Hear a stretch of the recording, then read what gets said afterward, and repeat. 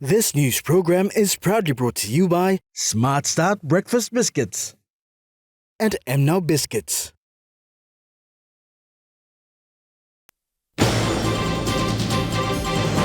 MRDC assists Rumginai water supply project.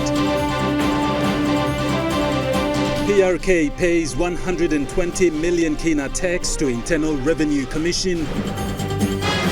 150 elementary teachers participate in a teacher training workshop.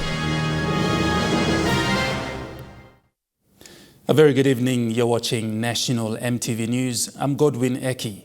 Thank you for joining us.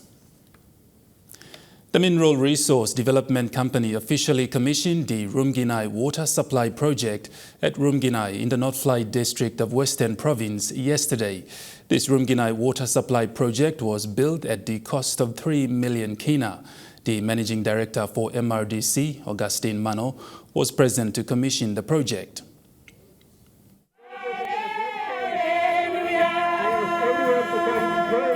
MRDC has mandated by law to manage the distribution landowners' funds where the Rumginai water supply project falls in the community infrastructure development portion, which was commissioned yesterday. Present at the official commissioning program was the Managing Director for MRDC, Augustine Mano, Governor for Western Province, Taboy Awioto, Chairman for Mineral Resource Community Mine Continuation Agreement, James Asen, and the people of Rumginai community. Mr. Augustine Mano said this is the very first Community Infrastructure Trust Fund project undertaken by the Mineral Resource Community Mine Continuation Agreement in partnership with MRDC. The feasibility study for this project was completed in 2021 and the MRCMCA board gave approval for the project to commence in 2022 and it took 9 months to complete from February 2022 to November 2022. He said through the delivery of this project, they are enabling the services that the institutions at Rumginai, such as the hospital and the nursing college, to provide to the greater community of North Fly and the Middle Fly districts of Western Province. Clean water is a universal right law. One man should stop long. This is the world. So it is unfair where places in Rumginai, got access to clean water when you may get all big company staff lawyer. Now you may not provide him because Rumginai is an institutional icon of this country. This water supply will improve the water and sewage systems for the institutions. This is bringing relief for the students, workers, patients, family members, and the Rumginai community as a whole. Governor for Western Province said access to clean water is a big challenge in the province, and he thanked MRDC for this water supply project. We can replicate this along the CMC region. It would be really good for the people to have access to clean water.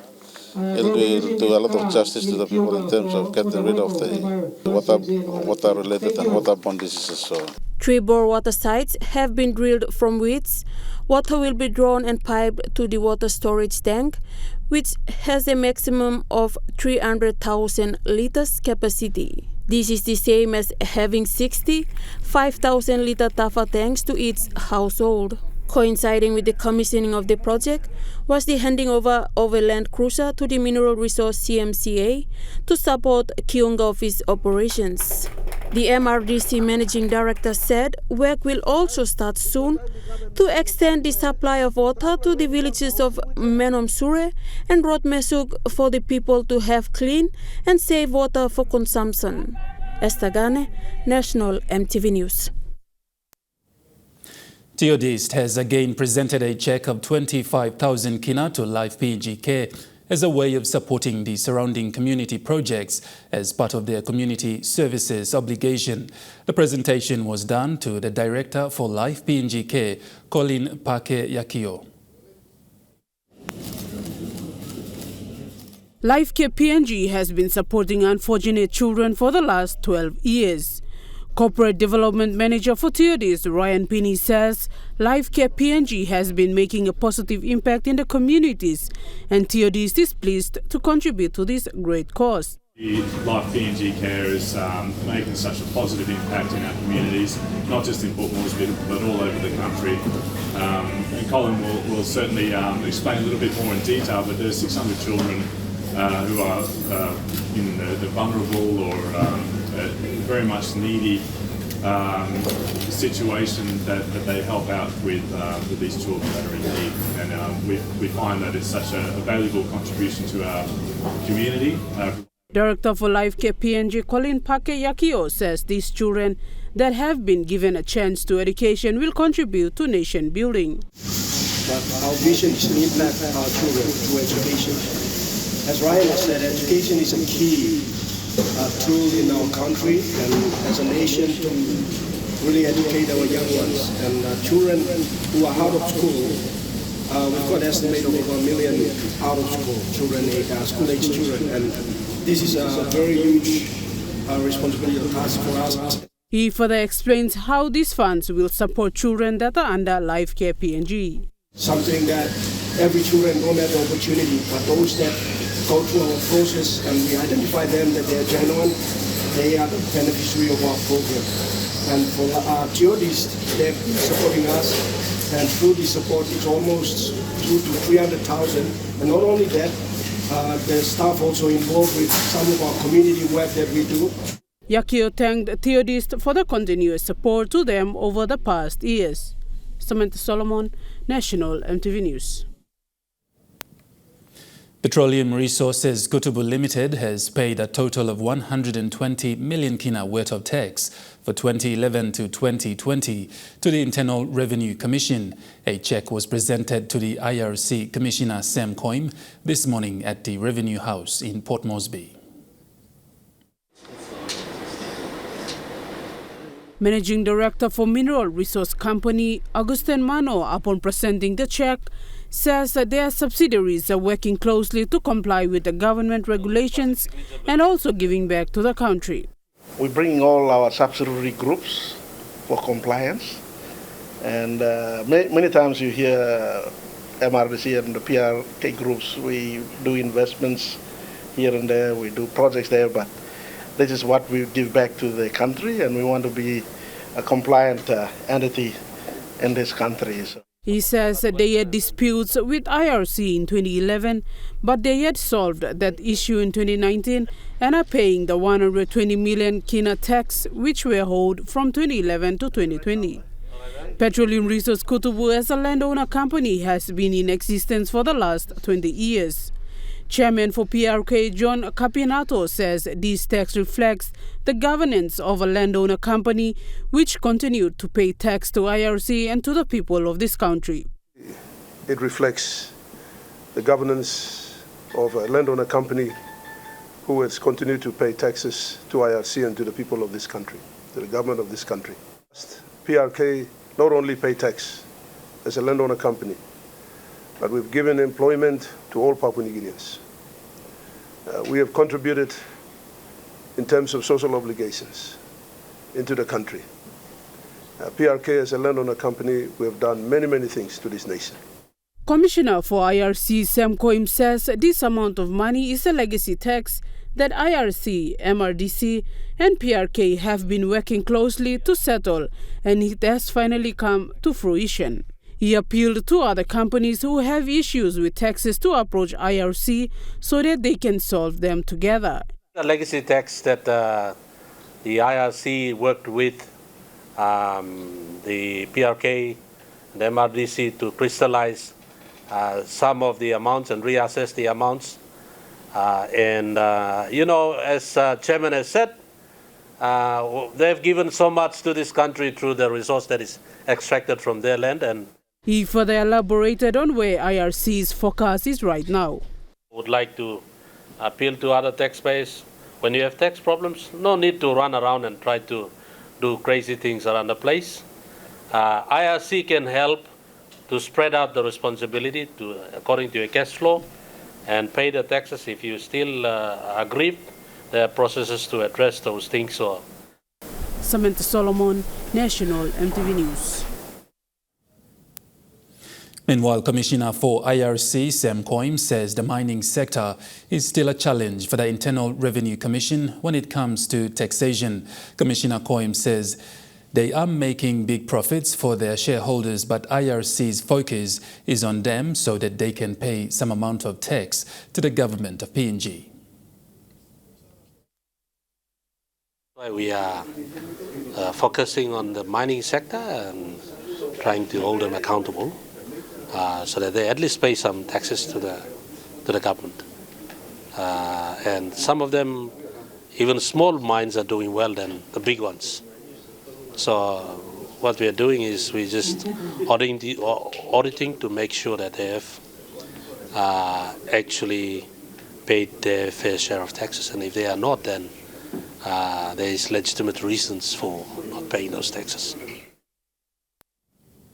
The Partnership for Improving Education, or PI, in collaboration with the National Education Department, has officially launched its program in Vanimo. This PI program is an 8-year investment in teaching and learning in schools across PNG. The PI will be implemented in 4 identified target provinces, which are Enga, Central, and the Autonomous Region of Bougainville, with Sundown being the first. This is Dapu Primary School. Students here, including others from Narimo Elementary School, Damili Primary School, Barrow Primary School, and the Don Bosco and Vanimo Secondary Schools, all gathered ready to receive dignitaries from the Australian High Commission and the National Education Department. On Monday, the 6th of February, the 2023 academic year was officially launched in collaboration with the Partnerships for Improving Education in the Sundown Province. As early as 7 in the morning, these enthusiastic students assembled ready for the launch. Secretary for Education, Dr. Uke Kombra, emphasized during the launch that every child must go through the full 13 years of education. Moreover, he emphasized 2 points. Number 1, we want to see every child going to preschool and must complete grade 12. Number 2, the education that they receive must be of the best or highest quality. So all of us here today have a role to play in those 2 goals. We must make sure every child goes to school and remain in school.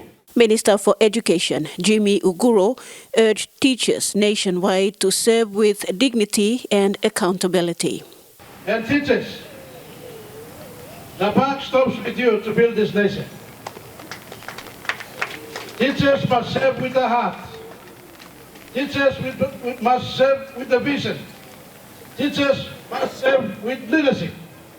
Teachers must serve with accountability. Representing the Australian government, the Australian High Commission First Secretary, Education and Leadership, said the number 1 goal for this PIE program is for every child to complete education. Your step-by-step success can be an example to other schools to learn from in the PI program, and together we will work to strengthen education in this province, and you will be an example for others to follow.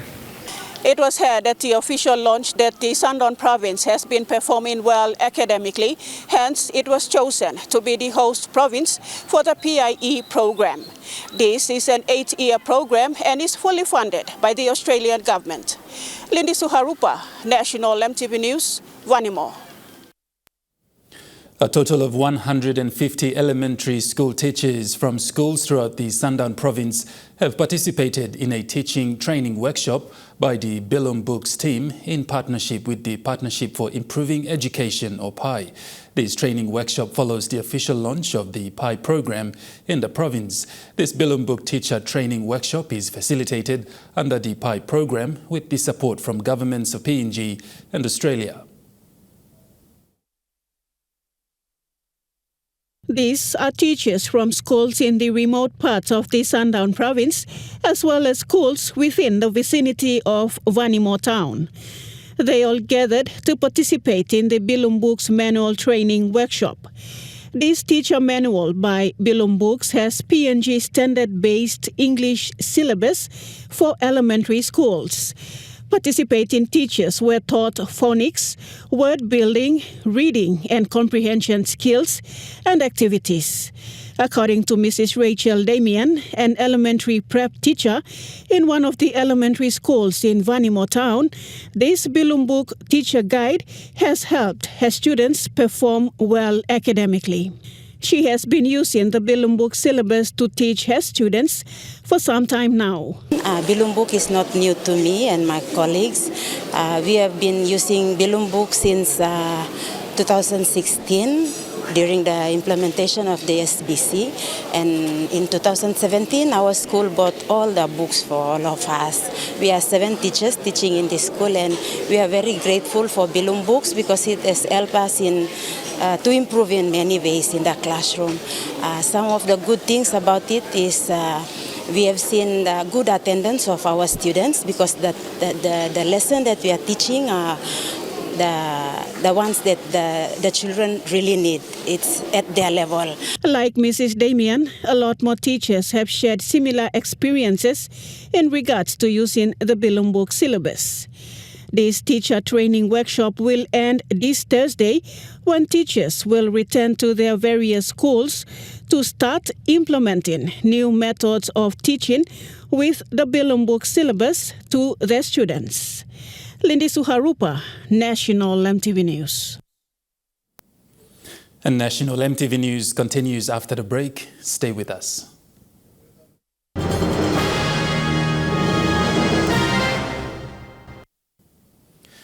You're watching National EMTV News.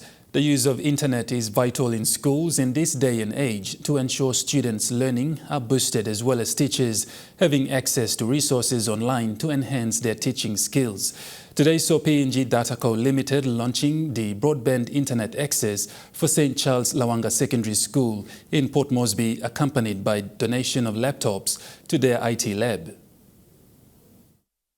PNG Dataco Limited is driving digital development and growth in the country through their community services obligation, with focus on supporting digital transformation in health, education, government connectivity, and law and order. With that, over 50 education institutions throughout the country are benefiting from the internet services, firewall solutions, and donations of laptops, aimed at ensuring that students enjoy having safe internet access to help with their learning. St. Charles Lawanga Secondary School today witnessed its official launching of their broadband internet access. Everyone knows the value of internet. Information is there for learning, for teaching, etc. So what we are doing now is enabling the school basically for the teachers to enable them to get materials to be able to teach the students, educate them on up-to-date educational technology or learning materials, etc. And for the students also, for them to access those up-to-date learning materials so that they can be able to be on par with the rest of the world in terms of learning. CEO Comboy reiterated how PNG Dataco Limited is supporting digital transformation.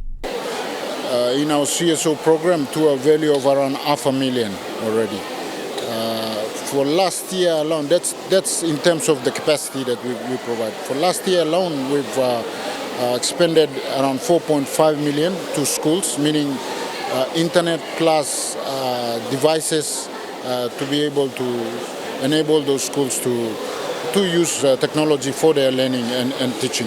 The principal of St. Charles Lawanga Secondary School also highlighted how this will greatly benefit the students and teachers. It's the first time that school is going to have the internet facilities for our teachers as well as the students. And I am sure that this learning facility will improve the teaching and learning in our school.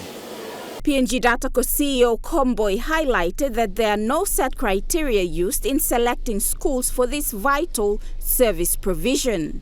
We are trying to establish an MOU with DS and Department of Education to be able to roll out connectivity to all the schools around the country. At this stage, it's the schools approaching us. The internet connection was initiated last year here at the St. Charles Luanga Secondary School in Port Moresby, and today saw the officiating of the internet link with the aim to support digital education transformation in Papua New Guinea. Florence Jondua, National EMTV News. Youths in Western Province, especially students, are being urged to refrain from alcohol consumption, which can greatly affect their studies. Provincial Police Commander for Northfly Command, Senior Inspector Owena Afeke, has challenged the students to prioritize their education for a better future. He made this call following an increase to social law and order problems. Involving especially youths, school students, the future of this district, the province, and the nation as well. And if these people are involved so much in abnormal use of alcohol and drug and boombox culture, then the future becomes ruined. The Imbongo District Development Authority in Southern Highlands Province yesterday launched a business arm for its people.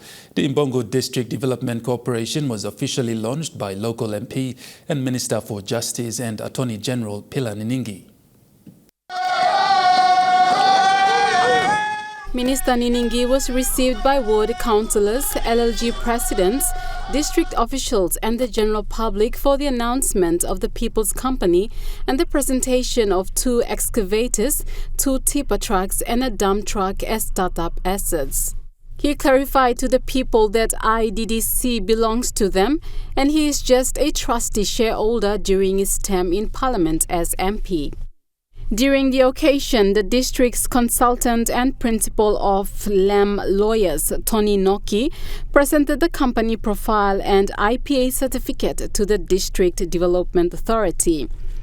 Noki explained that the company was established under provisions of the District Development Authority Act and people should not be misled that the local MP or the directors, the LLG presidents, own the company.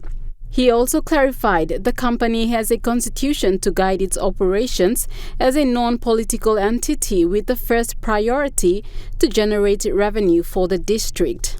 Noki also made it clear that the management and employees of the company will be thoroughly screened and recruited so that best management practices are established. Minister Niningi also challenged the people of Imbongo to take ownership of the company and its assets, while warning its political supporters not to claim ownership of the public property. On behalf of the people of Imbongo, I obviously launched the Imbongo Development Corporation. Cynthia Maku, National EMTV News. BSP Acting Group CEO Ronesh Dayal says BSP Financial Group Limited will migrate to the new core banking system, FlexCube, in April of this year. Dayal said this is a short delay of a few weeks compared to the earlier anticipated go-live data of late February 2023, but the delay is necessary to enable a smooth transition to the new core banking. BSP Acting Group CEO reiterated that the transition to the new core banking system is an integral part of the group's vision to be the leading financial services provider in the adjacent markets, helping customers, staff, shareholders and communities prosper. Dale said while legacy systems are inherent in large institutions, BSP has taken on the challenge to execute the necessary changes by migrating to the new core banking system that will place BSP in a better position against its competitors. The new core banking system will deliver an enhanced customer experience for all customers, providing a greater range of digitally enabled services, making it simple and efficient for customers. BSP Group General Manager for Retail, Daniel Fount, also outlined the changes that will come with new core banking system, emphasizing on internet banking features and enhancements. He said the new core banking system will include enhancements to existing internet banking functionalities, and for the first time customers will have access to their market-leading banking app, the BSP app.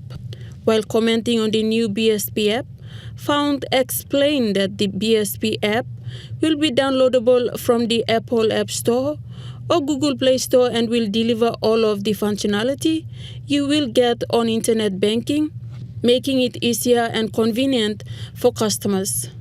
Customers will be able to do almost all banking transactions through the BSP app.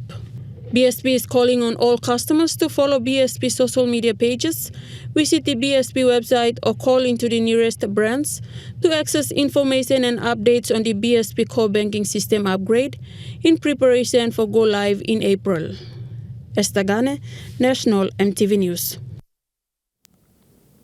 The Department of Agriculture and Livestock will soon be launching a software to ensure farmers in different commodities are connected to the department to know about price supports and to access markets. This was revealed by the Acting Secretary of DAL, Dr. Nelson Simbiken. Dr. Nelson Simbiken said the software that will be launched will link farmers to their commodity boards to access links to markets. We are launching a software very shortly to ensure that farmers know what price of each of the commodity boards we are taking, because we will be linking with commodity boards and all our industries. Dr. Simbiken said this will also help DAL to collect data. And at the same time, using the digital platform, we'll be collecting data of production of various different agricultural commodities in the department. So we have already created the infrastructure. The department has already created the infrastructure and are looking forward to the applications to be created. Dr. Simbiken said they are working closely in collaboration with the private sector to get this done. What we need is we create applications, and we're working with private sectors in the country who can develop applications for us, so we can go to each specific commodity and to know farmers where they are. This development is part of the department's goal for 2023 to create digital marketing platforms. Cynthia Maku, National EMTV News. And now looking at the NESFund market report, the Kina closed unchanged at $0.2840 US in the interbank market. At Bank South Pacific, your Kina was buying $0.2765 US, $0.3940 Australian dollars, 0.2502 euro, 35.78 Japanese yen. Looking at commodity prices at New York closed, gold is trading higher, coffee closed higher, cocoa closed lower, copra closed higher, palm oil closed lower, crude oil is trading higher, and copper closed lower. On the stock market, the Dow Jones closed higher, the ASX 200 is trading higher, and the All Ordinaries is trading higher. National EMTV News continues after the break. Stay with us.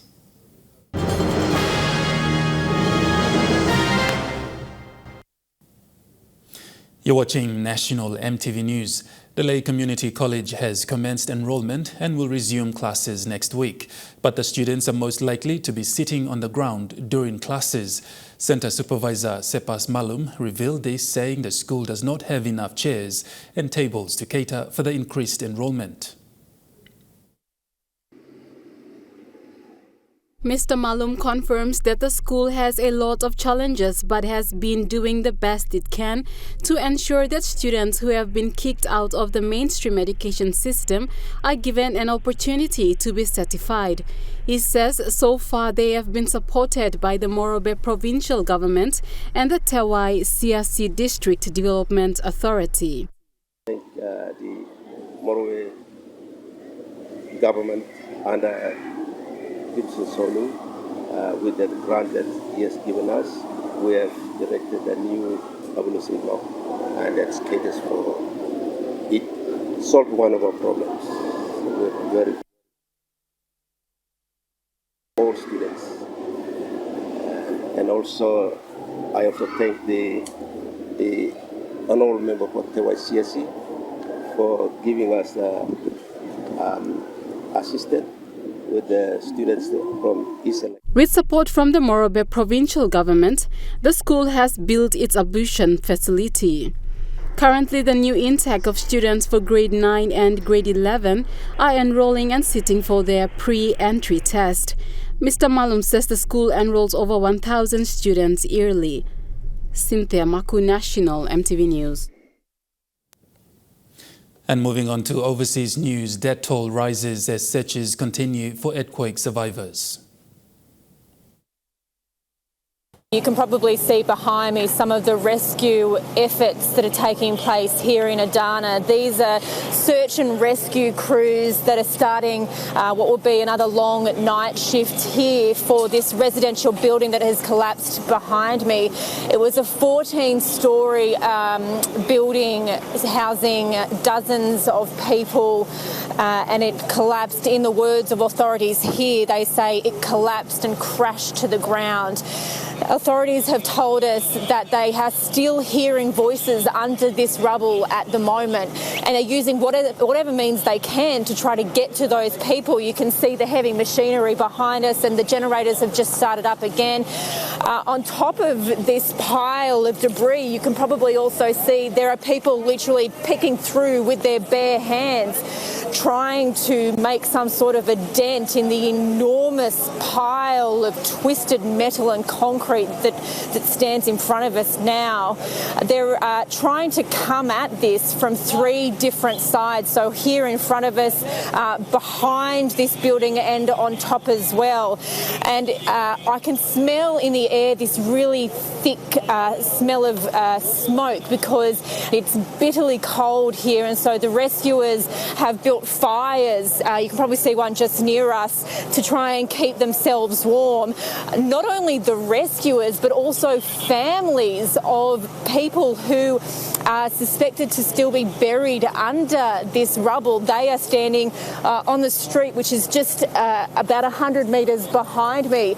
They're huddled together in blankets. They've built fires in little drums, trying to keep warm, and they're awaiting any information about what has happened to their loved ones. But as we've heard, it is just a race against time at this point, and you can see an incredibly difficult situation that these search and rescue operators face. Investigators in Western Australia are hoping to visit the plane crash site.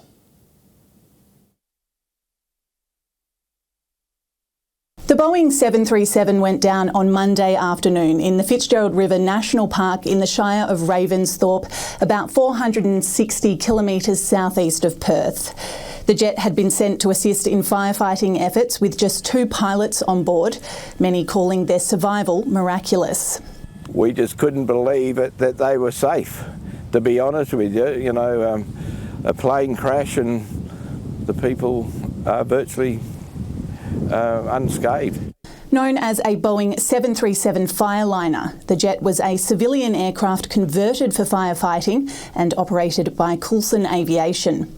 Attention has now turned to how it went down, with both the local authorities and the Australian Transport Safety Bureau launching investigations. It's understood the pilots were interviewed yesterday, with ATSB investigators hoping to be able to access the crash site today, depending on the activity of the ongoing bushfire.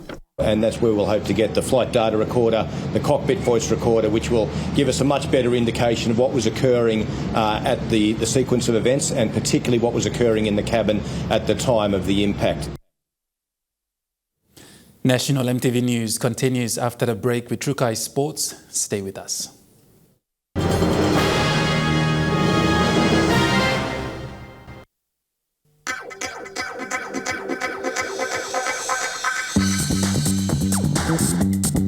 Trukai Sports.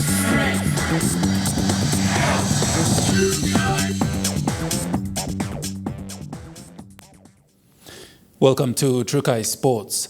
Following the announcement of the OFC National Playoff this Saturday between the 2 grand finalists of the Men's National Soccer League competition, there has been misconceptions surrounding the scheduling of the match on social media.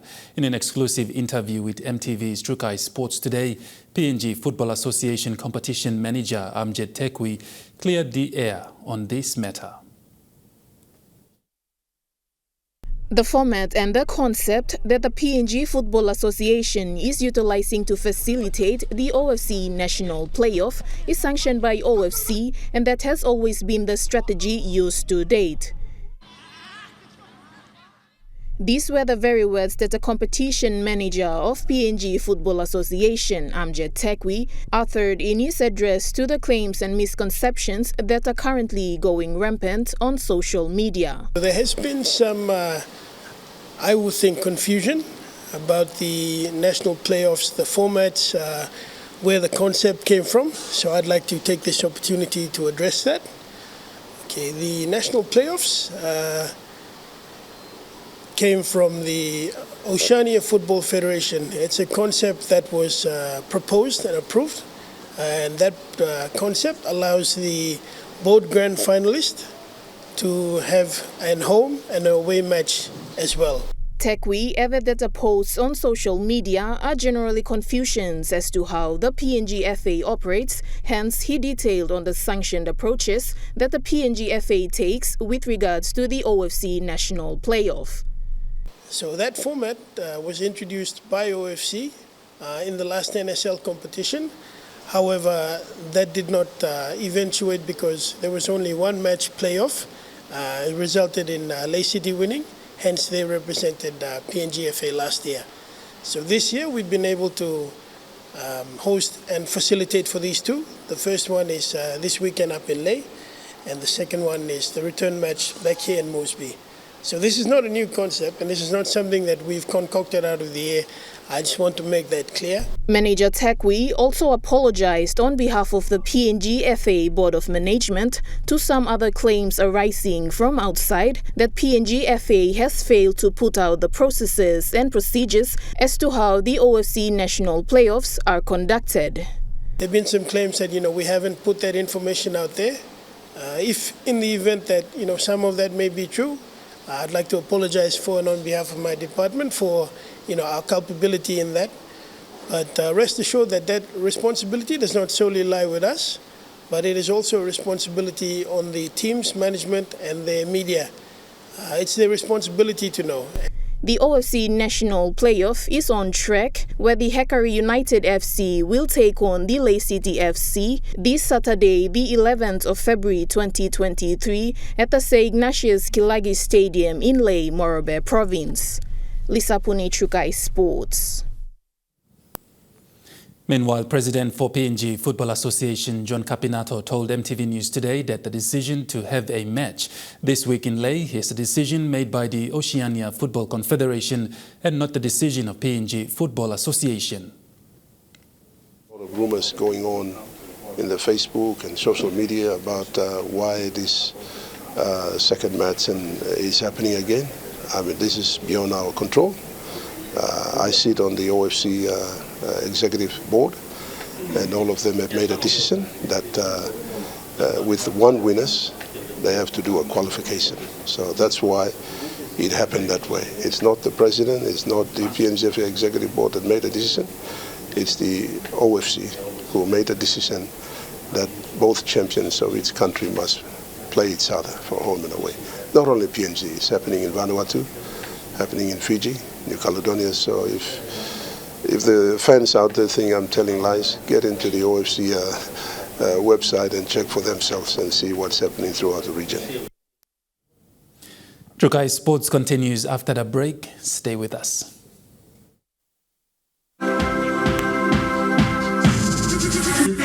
Trukai Sports. You're watching Trukai Sports.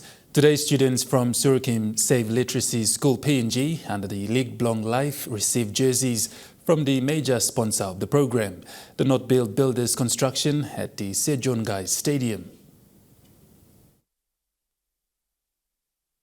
The Surukim Save Literacy School PNG is into its second year of participation in the League Belong Life program under the NRL in PNG Schools Rugby Development Program. The jersey presentation was done by Not Build Construction Managing Director Graham Boddington to the students and the staff. Surukim Save Literacy School PNG Director Ben Gamoa expressed words of acknowledgement following the jersey presentation.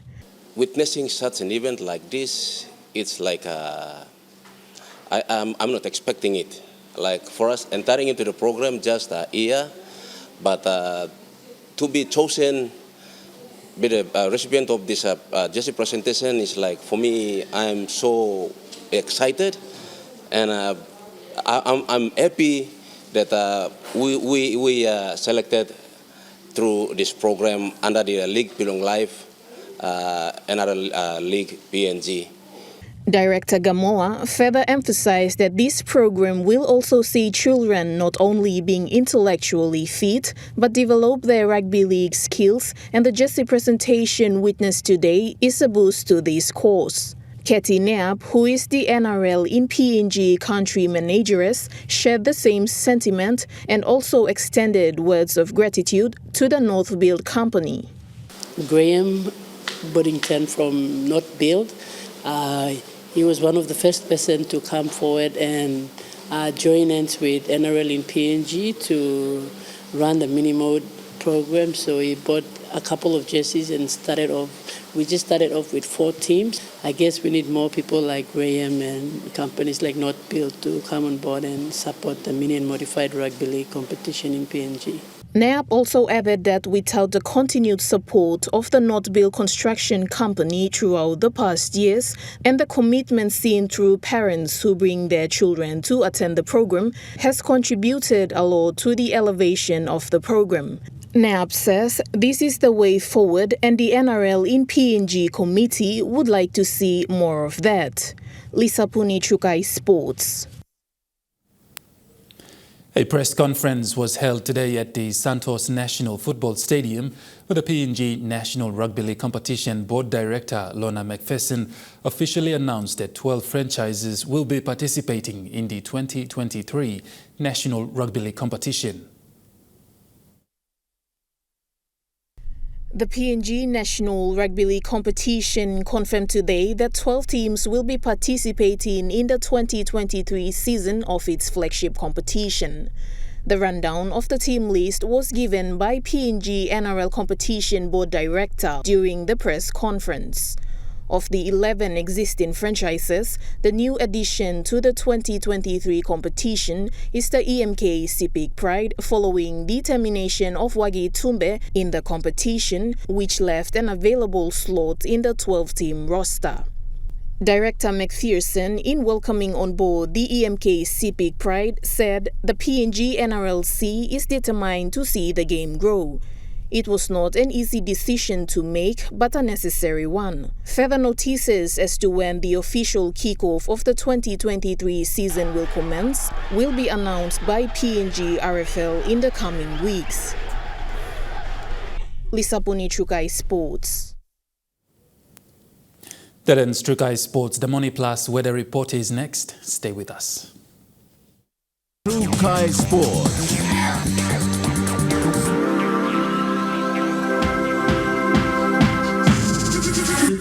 Chukai Sports. This weather update is proudly brought to you by MoneyPlus, with you always.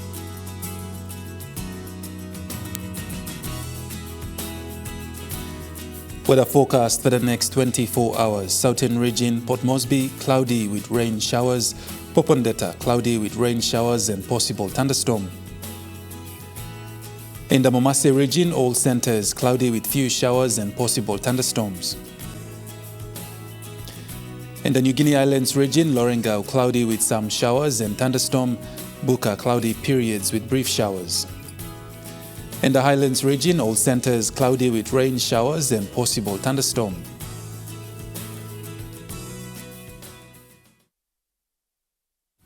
The weather update was proudly brought to you by MoneyPlus, with you always. And that wraps up the news, sports and weather for Wednesday, the 8th of February 2023. From the entire news team, pleasant viewing. Bye for now.